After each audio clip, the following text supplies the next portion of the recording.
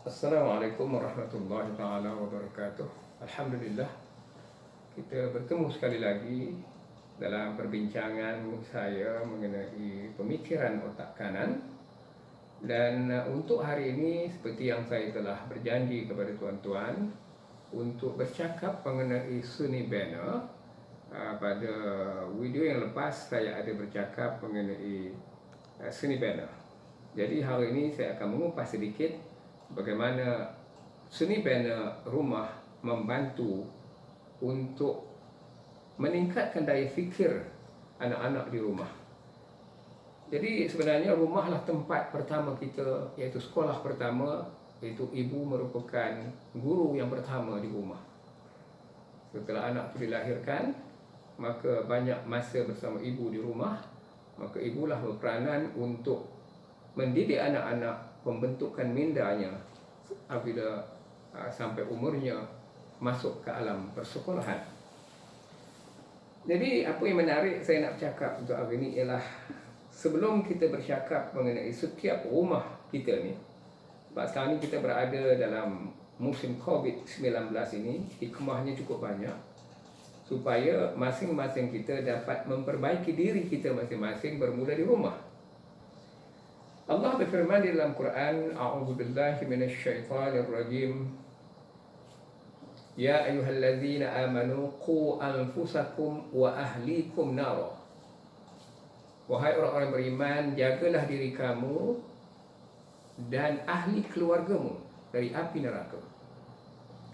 Tulisan ini saya melihat di signboard di Bandar Ipoh, iaitu di Masjid Negeri Perak di hadapan stesen kereta api Ipoh. Ditulis di situ, peliharalah diri kamu dari api neraka. Masjid Ipoh. Dan saya belum lagi melihat di masjid-masjid lain, di negeri-negeri lain seperti di Pahang, di Terengganu, di Kelantan. Saya melihat di masjid negeri saja, Ipoh.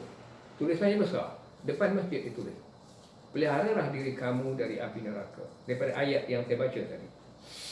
Jadi melihat kepada hari ini masyarakat kita sedang berdepan macam-macam masalah kronik, maka perkara ini bermula di rumah. Kerana didikan tidaklah bermula di rumah, seperti yang disebut charity begin at home.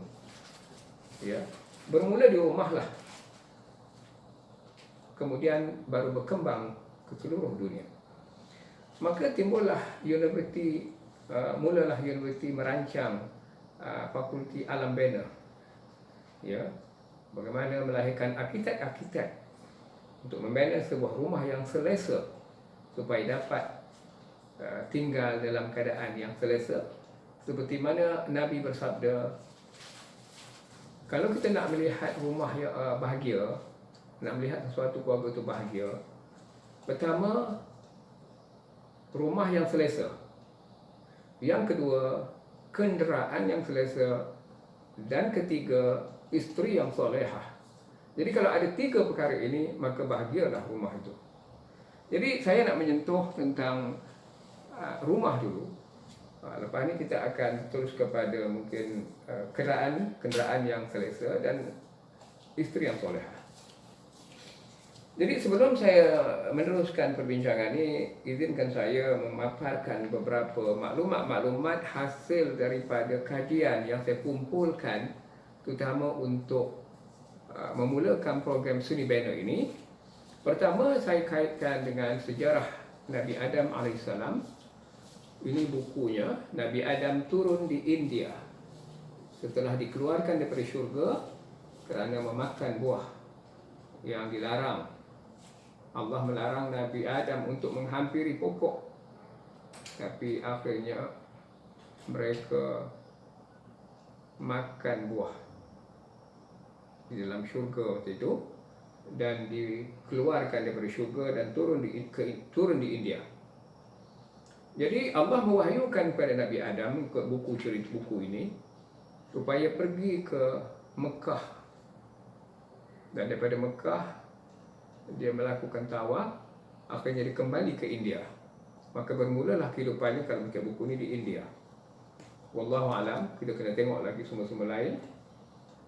Banyak lagi cerita mengenai sejarah Nabi Adam ini yang perlu kita tengok.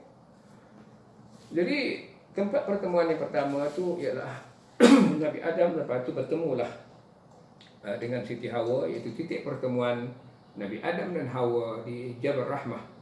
Maka disitulah mula berkembangnya sebuah pasangan hidup antara Adam dan Hawa. Maka berkembang biaklah manusia hingga ke hari ini. Penduduk bumi ini asal usulnya semua daripada Adam AS. Jadi Universiti Melaya pula ada mengeluarkan Universiti Melaya diceritakannya pokok, ini daun, seolah-olah menceritakan balik sejarah Nabi Adam. Saya sempat bertemu dengan Naib Chancellor-nya, Naib Chancellor Universiti.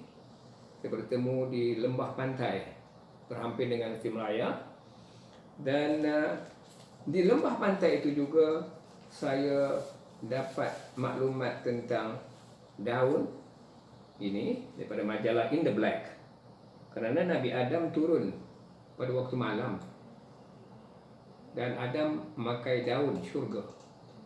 Jadi daun syurga itu ialah daun sebagai pakaiannya, kerana dia malu pakaian yang telah diambil, maka diturun dengan daun syurga dalam surah Al-A'raf, iaitu waraqil jannah, daun syurga disebut dalam Quran apabila Nabi Adam turun ke bumi. Kemudian ada lagi gambar dengan Tuanku Sultan Azlan dikelilingi oleh daun.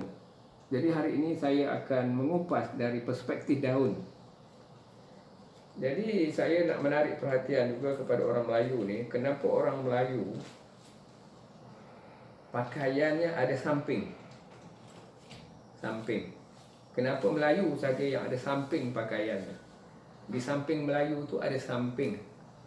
Jadi saya cuba, ini bukanlah maklumat yang tepat. Cuma saya membayangkan bahawa pakaian Melayu lah yang melambangkan. Bila orang Melayu pakai baju Melayu, dia akan pakai menutup bahagian, ya, samping tu, seolah-olah macam cerita Nabi Adam menutup bahagian ialah sulitnya, malu tadi, dipakainya daun. Jadi orang Melayu bila pakai baju Melayu, dia pakainya samping. Itu adab Melayu. Wallahu alam. Kita tengok lagi apa sebaliknya. Mungkin ada cerita menarik untuk kita lihat. Baik. Jadi kenapa saya mengambil isu rumah ni sebagai permulaan untuk memulakan pendidikan? Saya dapat satu keratan akhbar di sini yang tarikhnya ialah 16 Februari 2020. Jadi yang menariknya, ada satu keluarga semuanya arkitek. Ya, semuanya arkitek ni. Ini maknya arkitek, bapaknya pun arkitek, anak-anak pun arkitek. Jadi ini sebagai satu signal kepada orang Melayu supaya pembinaan rumah tu hendaklah menepati dengan kehendak seperti Allah yang disebut oleh Rasulullah tadi. Suri bannernya tadi. Jadi macam mana kita nak memulakan kerja pembinaan ini? Kenapa saya tekankan ini? Sebab waktu Obama bertemu dengan, ini gambar Obama, ramai orang tak baca pun, tak simpan pun berita ni. Ini Obama bertemu dengan Imam Masjid Negara. Ini gambar. Ini Obama, ini Masjid Negara, depan ini. Dalam Masjid Negara, Obama visit to Masjid Negara, a symbolic gesture. Jadi saya nak mengambil cerita ini sebagai simbolik. Kenapa Presiden Amerika masuk ke dalam Masjid Negara? Lepas tu kita dengar pula Imam Masjid Negara kena tampar, ya. Tuan-tuan pun pernah dengar cerita itu. Saya tak nak mengupas perkara-perkara ini kerana benda ni telah lama berlaku. Jadi saya ambil ini sebagai satu panduan kenapa kita memulakan balik program ini di rumah, supaya kita membetulkan balik rumah masing-masing. Tengok majalah Sains ni. Yang terbaru saya beli. Saya beli pada 1 Januari 2020 sebelum kejadian Covid. Supaya rumah tu aman. Kenapa saya kaitkan dengan Nabi Adam dia turun di India tadi? Sebab bila Nabi Adam turun mengikut buku ni tadi ceritanya, Nabi Adam turun di India, kemudian dia turun di puncak yang tertinggi. Dalam buku ni menyebut di puncak tertinggi Gunung Everest. Saya membaca berita akhbar masa musim Covid ni, ketika berlakunya Covid ini, barulah mereka nampak puncak Everest. Dulu asap tebal, macam tak ada pun nampak, kabur saja. Tapi bila berlaku Covid, semua orang duduk di rumah, Gunung Everest tu nampak cerah betul. Mereka rakam gambar tu dan dikeluarkan dalam akhbar metro maksudnya. Jadi inilah di antara hikmah supaya manusia ni membetulkan diri masing-masing di rumah balik. Kerana perbuatan-perbuatan tangan manusia seperti yang Allah sebut dalam Quran, zahirlah kerosakan dan di daratan hasil perbuatan tangan-tangan manusia tu. Jadi manusia ni sebelum terjadinya Covid ini melakukan pencemaran udara yang sangat teruk. Ya. Jadi bila semua duduk rumah masing-masing dah tak ada mencemarkan alam ni, maka nampaklah kembali Gunung Everest, tempat di mana Nabi Adam turun tadi. Jadi sebab itu saya nak fokuskan supaya masing-masing membetulkan semula program di rumah kita tu. Ini satu lagi berita yang saya ambil daripada akhbar. Dato' Rais Jatim kata, ini kerja besar yang kita nak buat. Saya masih teringat waktu saya menghubungi Tan Sri Rais Jatim, bila saya angkat telefon saya, dia kata, saya sekarang berada di Mekah, katanya. Saya bercakap daripada Ipoh, menghubungi Tan Sri Rais Jatim, beliau berada di Mekah. Ya. Jadi Mekah adalah pusat, bukannya kota London. Sebab apa Mekah? Sebab disitulah memulanya pembinaan. Nabi Adam diutuskan turun ke bumi, kemudian ada tapak di Mekah tu. Akhirnya di zaman Nabi Ibrahim terbinalah Kaabah bersama Nabi Ismail. Jadi mereka cipta ataupun orang yang mengkaji seni bina, mereka melihat bentuk Kaabah itu sebagai inspirasi untuk memulakan pembinaan rumah selepas itu. Ini disebut dalam buku Saudara Mokhtar Petah, dalam tajuknya Mengerjakan Haji. Saudara Mokhtar Petah ini adalah seorang pengarang dan dia menerbitkan buku, dia bercakap soal macam mana sejarah pembinaan rumah Kaabah tadi. Jadi masa Nabi Adam turun ke bumi, mana ada rumah. Di situ selepas itu barulah pembinaan rumah-rumah manusia ini. Jadi banyaklah dia punya sejarahnya yang kita kena tengok balik supaya rumah menjadi tapak pendidikan awal. Apa hal pun kembali ke rumah. Sebab itulah tinggal disebut dalam dipesan pada kita, stay at home. Ya, jangan keluar. Stay at home. Jangan merayau-rayau. Betulkan rumah masing-masing. Kalau anda balik ke Ipoh, tempat saya dulu di Rapat Setia. Rumah sana semua rapat-rapat. Nama pun Sungai Rapat, Gunung Rapat, Taman Maju Rapat. Semua rapat-rapat. Di Malaysia ni tempat yang paling rapat di situlah. Tak ada tempat lain. Jadi maknanya kita akan merapatkan balik. Selepas habisnya Covid ini, kita akan merapatkan balik sah. Seperti mana yang Allah sebut dalam Quran. A'udzubillahi minasyaitanirrajim. Innallaha yuhibbul ladzina yuqatiluna fi sabilihi saffan ka'annahum bunyanun marsus. Allah mencintai orang-orang yang berjuang di jalannya seperti bangunan yang tersusun kukuh. Kita tengok saf di masjid sekarang ni bila musim Covid ini. Jarak-jarak, tak boleh dekat. Jadi bila kita jarak-jarak tu masing-masing tak boleh dekat, rapat. Apa sebab tak boleh rapat? Atau Covid? Kalau ikutkan, di antara syarat untuk jemaah ni kena rapatkan saf.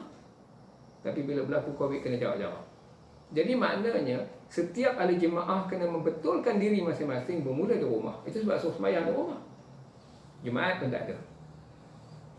Jadi masing-masing kena betulkan diri. Ya ayyuhallazina amanu qu anfusakum wa ahlikum nar. Wahai orang-orang beriman, Jagalah diri kamu dan ahli keluargamu dari api neraka. Jadi tuan-tuan dengan silap ya, kita tuan banyak baca cerita-cerita orang-orang hebat, tetapi tuan-tuan tidak mengenali dekat mereka. Contohnya Albert Einstein. Saya selalu menyebut Albert Einstein ini kerana dia orang paling terkenal dalam dunia sains. Pemikirannya menjangkau sampai non jauh pemikirannya. Contohnya teori relativity, E equal to mc square. Saya nak tanya pada saudara semualah yang dengar kuliah kali ni, tuan-tuan tahu di mana dia dapat formula tu? Saya rasa tak ada orang yang boleh beri jawapan kalau tidak membaca. Saya ada maklumat di tangan saya. Albert Einstein dapat formula tu dalam tandas. E equal to mc square tu dia dapat dalam toilet. Saya nak baca pun dokumen tu dalam kotak saya ni, saya tak sempat nak ambil. Ini sebahagian artikelnya. Einstein, ini tandanya. Ketika dia dapat formula tu tengah duduk menung dalam tandas. Terus tercetus idea E equal to mc square. Mungkin ada orang menafikan? Mana mungkin. Tuan-tuan bukan tak tahu sejarah. Archimedes Principle. Tuan-tuan orang yang belajar di peringkat tinggi dulu. Archimedes ini ialah di zaman Greek dulu. Dia diperintahkan oleh raja dia untuk mengkaji sebuah mahkota, timbangan berat, ya, mahkota tu. Kemudian dia termenung macam mana nak mencari jawapan. Akhirnya dia masuk bilik mandi. Waktu dalam bilik mandi tu, ketika air melempah, dia pun terfikir bahawa itulah jawapan. Dia pun berlari keluar daripada dalam bandar Athens, lantas menyebut Eureka, Eureka, Eureka. Dia dah menemukan itu. Yang saya tahu sekarang ni, perkataan Eureka tu ada dekat University Sains Malaysia, depan Masjid University Sains. Jadi bermakna dia bermula daripada duduk menung tadi, tapi di rumah lah.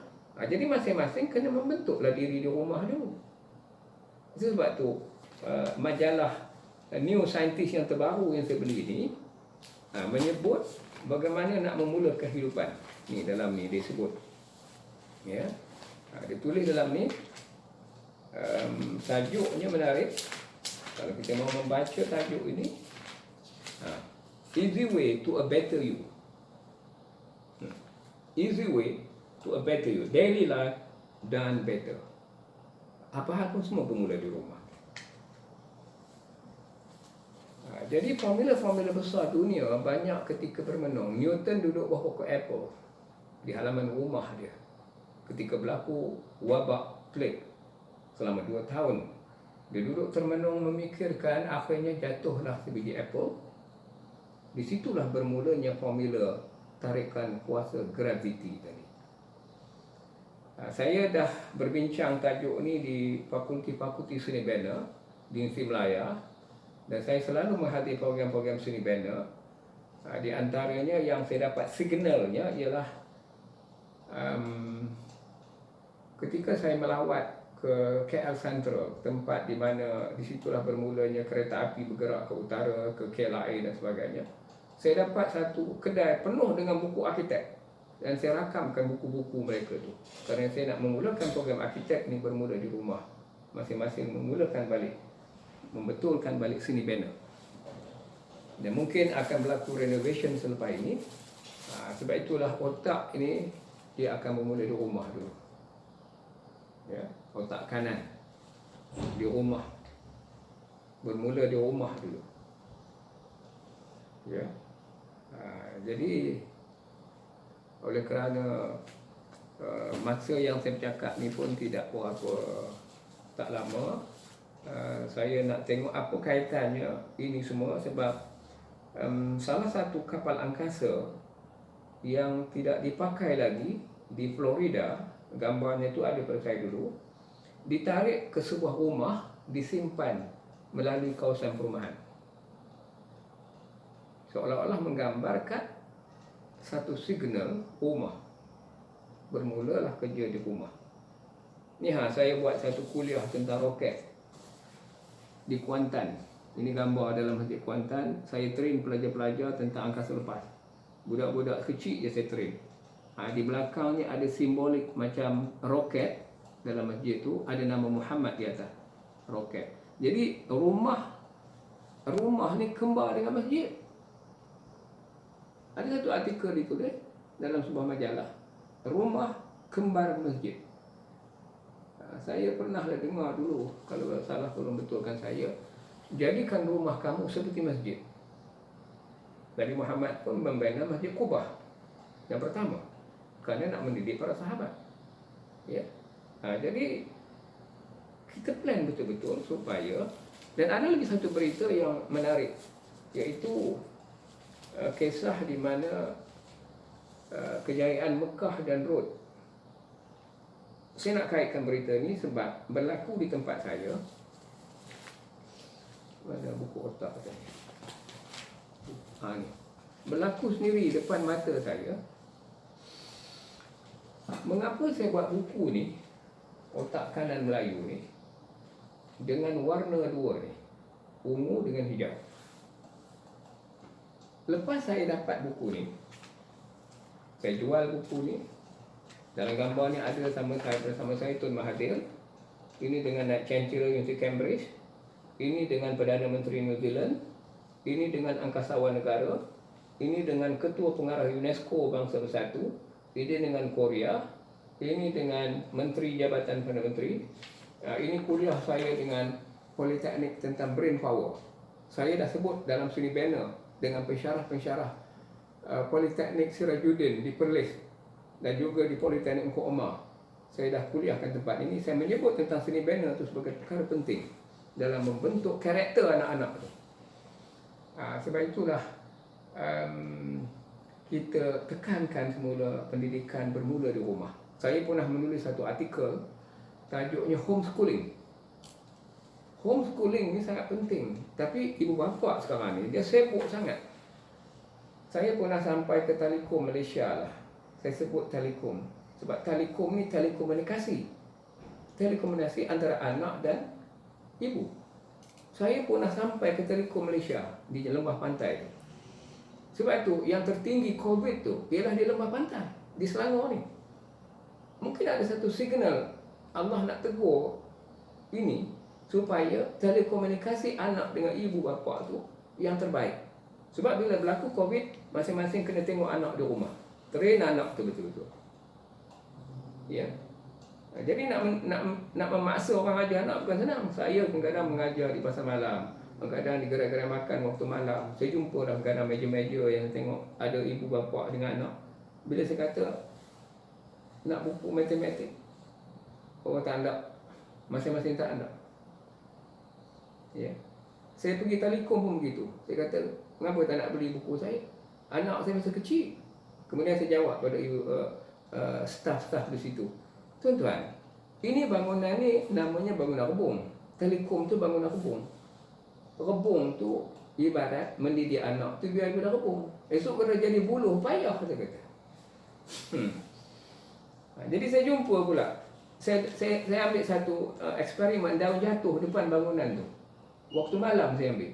Kemudian keluar dalam majalah ni pula, In the Black. Dia bercakap tentang telekomunikasi. Semua ini adalah signal-signal yang Allah hantar untuk mendidik manusia berkomunikasi dengan anak dengan baik. Itu bermula di rumah. Saya menasihatkan Telekom Malaysia, ya, supaya mendidik betul-betul melalui telekomunikasi ini, macam mana cara nak membina watak anak-anak bermula di rumah. Ini yang dicakap tentang telekomunikasi dalam negara.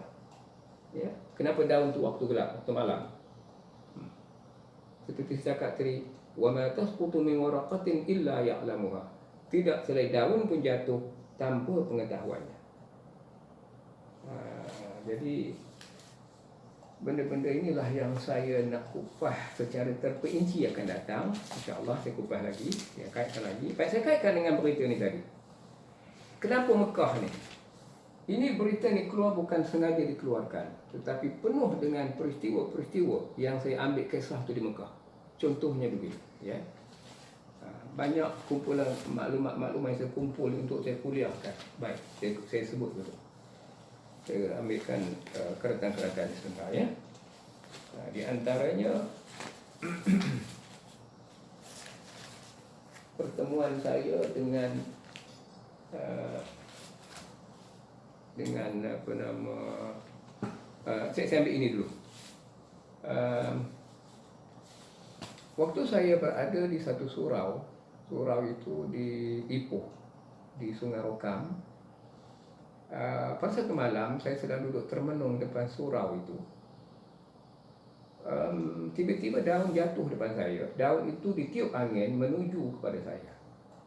Dan di belakang surau itu ada tulis biodiversity dan pokok kurma.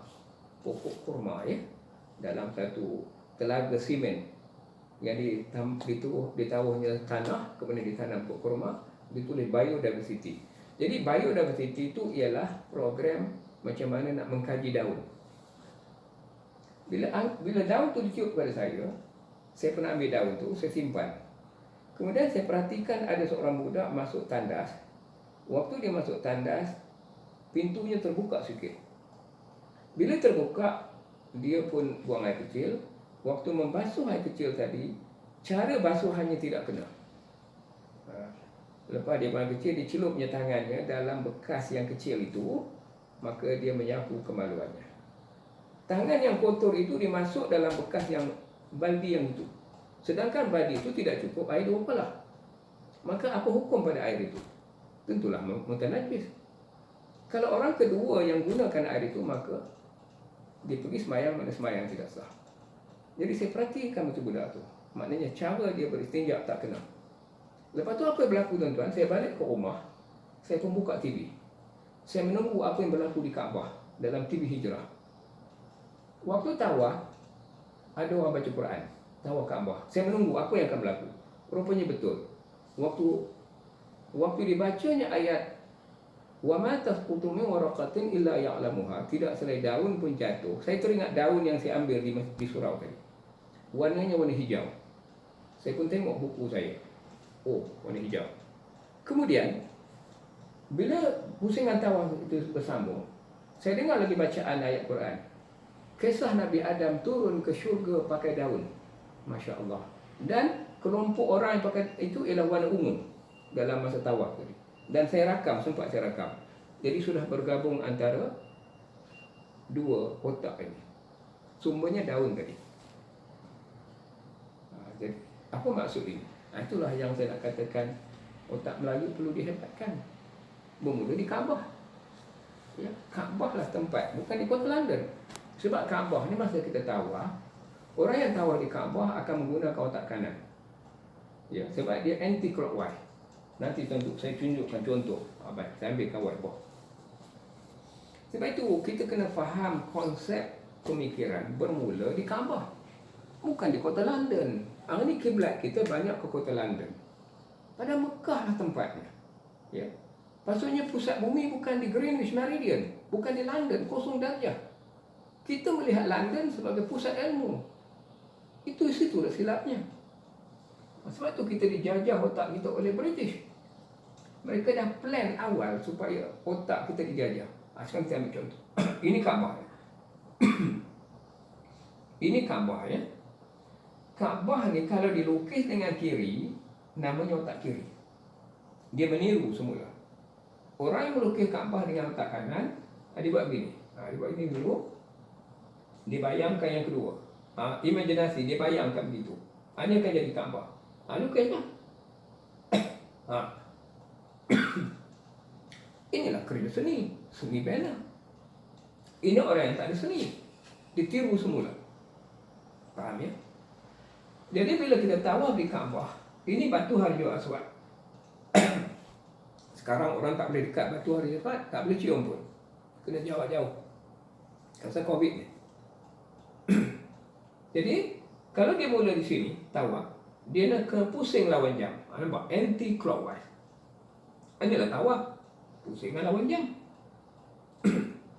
Okey? Katalah saya mulakan di sini kosong. Ini 1, ni 2, 3, 4. Supaya nampak dia tersusun. Kalau nak mula sini kosong pun boleh. Tapi kita mula di sini. 6. Ya. 6, 7, 8, 9. Ini kosong balik. Ini 1, ini 2, ini 3, ini 4, ini 5, ini 6, 7, 8, 9. Inilah konsep tawaf. Bermakna 09, 90. Lepas itu baru kita cantumkan. Inilah cara kita nak mengajar anak-anak di rumah dulu. Sekolah takkan ajar benda ni. Sekolah dalam buku teksnya tak sebut benda ini pun. Di situlah inisiatif kita mendidik anak-anak supaya kembali kiblatnya, iaitu di Mekah. Kiblat kita di Mekah, bukan di kota London. Ya. Ambil 1, 8, jadi 18. Ini kali 9. 27 menjadi jawapan 27. 36, 36. 45.